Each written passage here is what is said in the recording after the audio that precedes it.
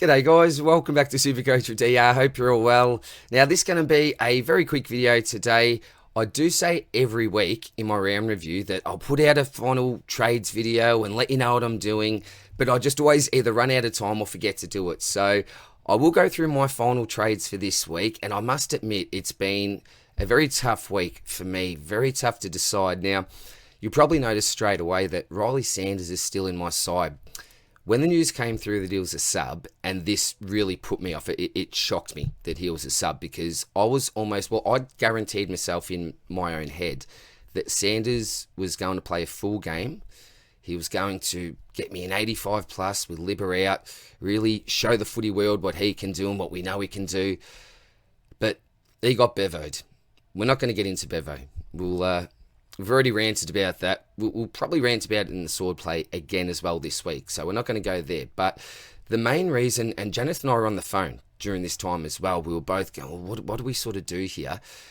And we both backed out against it. And the reason being that, well, my main reason was the fact that history suggested that when I make panic trades that I wasn't expecting to go through with final minute type thing, I've made the wrong trades and I've made rush decisions, and I look back and I think, geez, in hindsight, I really should have waited or thought about this differently. And I just didn't want to be rushed into bringing in someone who I hadn't planned to, or it was just one of those things where when you plan for certain players to be in, particularly rookies, it can really, really hurt you. But sometimes you just need to back in your gut, and my gut was just off this week. You shouldn't be surprised with Bevo, and many people may say, well, we were thinking he was going to be the sub.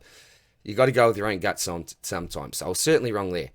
But in saying that, he's not going to lose a heap of cash, but after the next week, he certainly will. So he's now got to be in my trade plans next week. So I'm in a really awkward spot, to be honest here. Now, there's one, well, we've got 195,100 in the bank. There's one obvious trade in that I need to make, and that is Will Graham from Gold Coast. Now, he's a defender, he's a mid, he's got that DPP status. So I've got a lot of options here about where I could go. Now, there are certain players who I think are almost close to must trades.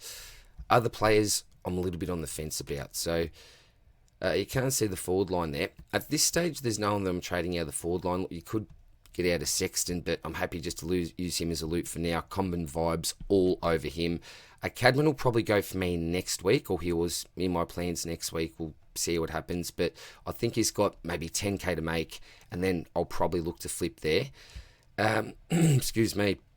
McKirch is the obvious one, with a break even of 101. Can you really go in with that?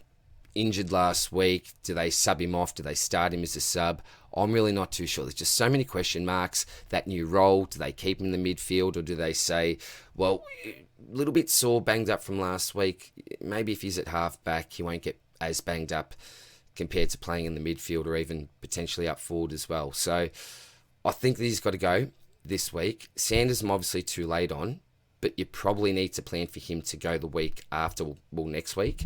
Wilson, 69, beautiful. So he's managed to really reset that break even. 25 out and a 69 in is absolutely fantastic. I was a little bit worried about him, but Wilson definitely stays for now. The other bloke here is Jai Clark. Now, 74 for a break even, and high chance that he's a sub or gets subbed out. I just do not see this bloke scoring a 74, and saying that, almost lock it in if I decide to trade him. So obvious ones there. In the back line, Blake Hawes, yes, but no. Now, the issue is, and this is where I go back to planning for certain things. Last week when I moved Dacos back into my midfield, I thought to myself, well, Hawes is definitely going to go on his bye. He has to go. I wasn't expecting, obviously, the McKircher injury or the Sanders sub again. Just not part of my plans. And my plan was to definitely trade out Blake Hawes. And that was going to be an easy Dacos back, and then whoever I bring in, that's cool. I just want a Dacos back because, as you can see here, the midfield is getting very, very crowded. And this week, it's best 18. Without moving Dacos back and trading out Hawes, well, I'm only getting 20 scores because you can see max scoring here. So, players with 22 players, 2 of those scores are able to drop off for them. They're 2 worst. I don't feel like I'm in a good position. I'm also not really keen on upgrading this week either, which puts me in another awkward position. Now, the reason for this, and again, I should maybe learn my lesson, and I'm going to talk about planning again. I've got a 3-week plan up my sleeve, and again, things may change, but there's 3 fallen premiums that I would really like to have on my side, and I think that there's a chance that I could be picking them up at either their lowest or close to their lowest price point for the season.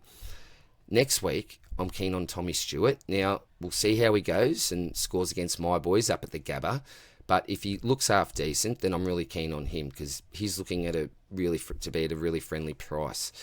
Then you look at Tim English the week after that. He'll be at a bargain price. And for those that rent Rowan, bad luck. It's English last week, Rowan this week. It's just shocking. But English actually looked all right for me. So he'll be the target after that. And then it's probably the track, the cement bag, Christian Petracca, the week after that. Now, in order to obviously upgrade to players like that, they are fallen premiums, but they still don't come at a really cheap price. I'm paying up for them still. I think that I need to downgrade and make a little bit of sacrifice. Now, the issue I've got is that I know that Hawes' break-even's 21, and when he comes back, he's most likely going to make coin unless he puts in an absolute stinker. And we're hoping not even a 50 or more, that break-even's reset now. And he's got some cash to make, 50, 70k maybe. I'm not too sure. It depends how he scores. But I'm not overly keen on trading him out. But the issue is that this is going to get very, very crowded. So originally it was just going to be Dacos here or Will Graham, doesn't matter. And that's an easy flick, Dacos down back. But I think this week I'm going to suffer a little bit in the rankings with some points on field because I may just keep on to Hawes for now. The issue is I might trade him out the next week. I said this video is going to be short and I'm banging on, aren't I? But anyway, the obvious trade, and I'm just going to make this straight out, is going to be McKercher.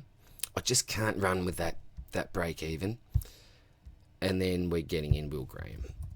So that's a really, really easy one, I think, for me. Although McKercher hasn't made much coin, you could keep on to him and hope that, in 4 to 6 weeks, he starts to make some coin again. But I just can't wait that long. I need to make moves now. And he's out of my side. So that's a really obvious one now. And I'm running with 360k. If I had have traded out Sanders, there'd be a lot more bank there. Now, this is the issue. I'm not trading out anyone in the forward line for now, but my forward line could be affected. So 360, I could chuck that on top of a 5 type or anyone like that and be able to get a premium up. I could have chucked that on a Sanders to get up to a premium, but I was always planning on getting Charlie Comben in. Now, the issue is that it was almost going to be a bit of a sidewaysy type thing with Hawes. Get the extra score this week, get Dacos back there, get 21, minus score, you can't get 22, but 21. But I'm just not too sure. The issue is that with the rookies that I've got, Hawes not making money, Reed's not making money, Livingston's not making money, Sexton's not making money.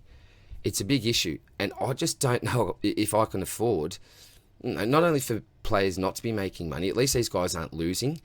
Clark's losing. I just don't see a 74 in him. If he's subbed or starts a sub, he's just going to lose cash so quick. And then you're pretty much just committed to hold, and just hope for a spike game. When's that going to come? I'm not too sure. Eventually we'll go up in price again, but I don't know. It's an upgrade to Comben, which I absolutely hate. But with Comben's negative break even, if he gets a 75, 77 this week, he goes up 70k. Clark goes down, what? Who knows? He could go down good 30k. If he's a sub or start sub, 20k. He's projected to lose 18 anyway. So I just don't think that I can afford that. But it really stuffs around with my structure. Luckily, next week we've got some DPP. We can make some moves. But I don't love this. I really don't love it because I want cash in the bank. Going down to a Garcia early would have been brilliant, but I still think that Comben's got some good on-field scores in him, and I think he can make hopefully 100k. I'm just going to bring him in, and then we'll have a bit more of a chat. So Combin, John, sorry. Now, this is what I hate. So,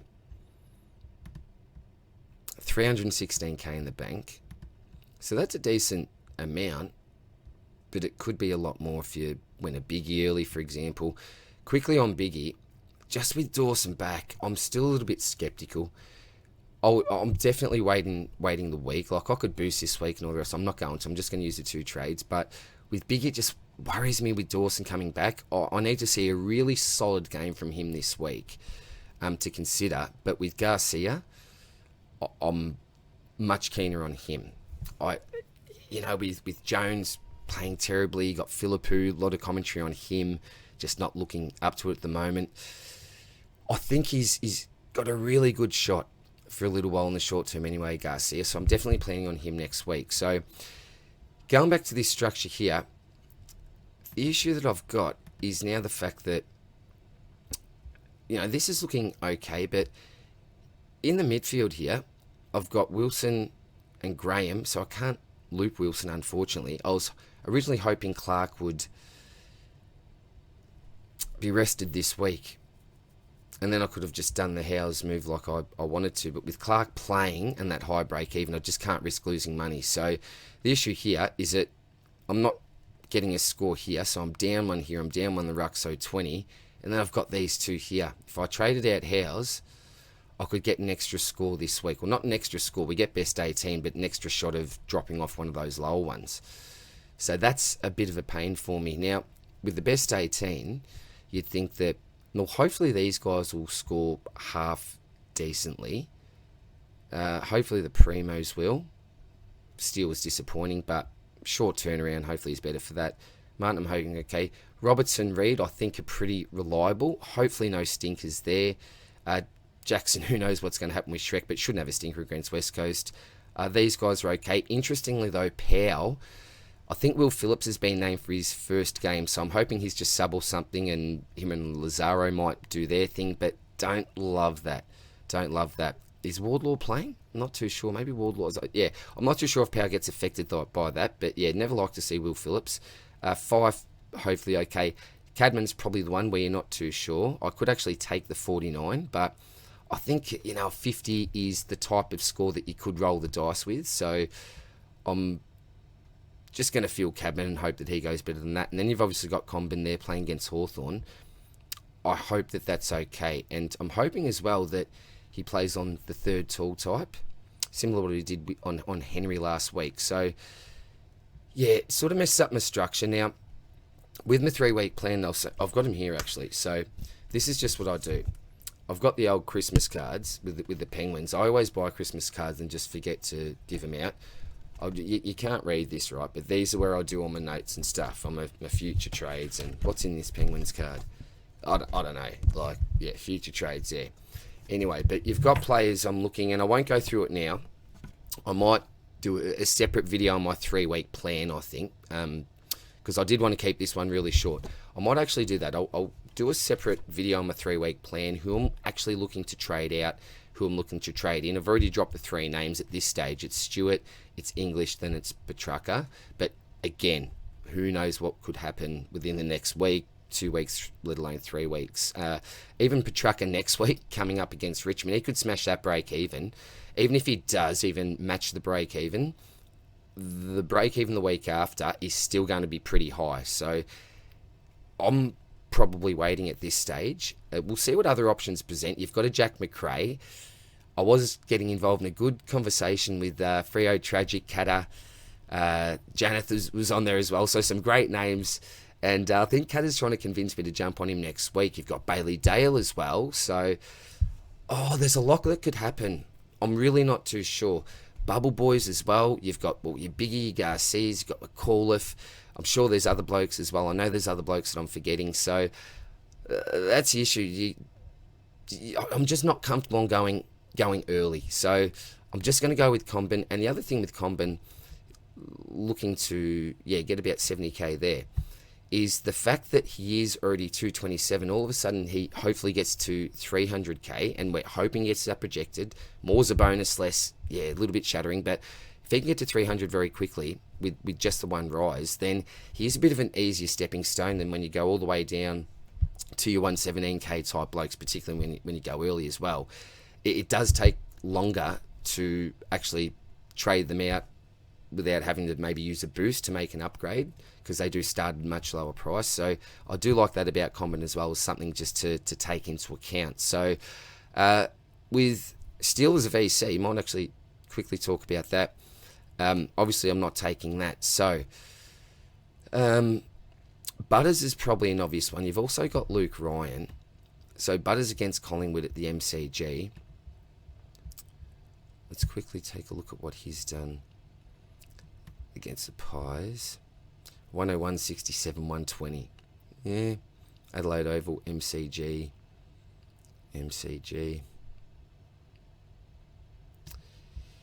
Yeah, he's certainly an option. Heaney is the other one. So you just look at those recent scores. So 144, 136, 128, 148, 165. Coming up against a pretty strong Gold Coast midfield at the SCG. Scores at the SCG, 128 against Essendon, 144 against Melbourne. Now, looking at past history with Heaney, I don't really think that it's worth looking into, because we've never seen him in this role. So yeah, it'll be a Heaney, a Butters. Does Drew go to Dacos? Had a nice 149 there, 99.77. Luke Ryan. Geez, that's not nice history against West Coast, is it? 83, 105, 74. But again, did take history into account there. Certainly shouldn't be living in their back line. But are West Coast the type just to bomb it into him when they do? The Shees, 103, 120. Hoping that goes up. Against the Hawks, Finn McGuinness, potentially. Would he go there? Yeah, I'm probably not willing to risk that as a captain. Much more comfortable with the VC. So, Tom Green. Jeez, look at that last time, 145. The only thing I'm concerned about with Tom Green is, does a Hewitt play a really defensive role on him? Just try to put a lot of body on him. Green's an absolute beast. He's a proud man. You want to do better than what he did last week with that 72. Loves his fantasy as well, Tom Green. And saw a clip somewhere where he's actually ranked really decently. I know I think it's in the top 300 odd. So, yeah, I'm just a little bit. So I'm a little bit worried about Finn. A little bit worried about Hewitt. Collingwood, I don't think they'll really do much to Butters. I'm worried potentially about Drew here. I'm worried about history here. So really, it's going to come down, I think, when I'm talking about this out loud, to Butters or Heaney. One of the two, I think. So Butters at the MCG. Or do you just roll with Heaney's form? You know, Butters got that massive ceiling game. MCG, 175 against Richmond. So that ceiling game was at the MCG. It's a tough decision. I may have to check the third man up. Pig mentality as well. Shout out to those legends. That's hard to... It's so hard to deny that though, isn't it? Like every score there. So every score from Heaney is outscoring Bond's VC, which I would take. So if I had have gone Bond, I would take the 125 personally. Every one of Heaney's scores has outscored that. Then again, Steele's been close to. I know he's had a 119. Think that was his lowest. So, but he's been in ripping form as well. It'll be one of the two. I can't say at the moment, but you can guarantee it's either going to be Butters or Heaney. Maybe see how I'm feeling on the day. But that's how the team's going in to this week, guys. And I will go through my 3-week plan. Maybe on the weekend, maybe on the Sunday, maybe I might sit down for half an hour and go through that with you, or maybe later on the week. yeah, do I go Reed over Graham? Do I go Roberts over Graham? Roberts, I'm just sticking with because he's just been the ever reliable man, and I'm just going to stick with Roberts for now. So it's really a Reed against Graham. I'd actually love to loop on Wilson's score of 69. That would have been ideal if I had him here. Sam Darcy's probably got another week as well. Wasn't initially in my trade plans because I thought he was going to get DPP. Doesn't look like it now, unfortunately. Don't quote me on that, but I'm pretty sure he doesn't get it. So I'm shattered about that, which probably means that it may be time for him to go sooner rather than later. So yeah, we'll talk about that plan later on the week. So that's how the team's looking, as I said, for now, guys. Hope you've had a ripping start to the round so far, and I'll catch you very soon. Cheers, guys. Take care. Bye.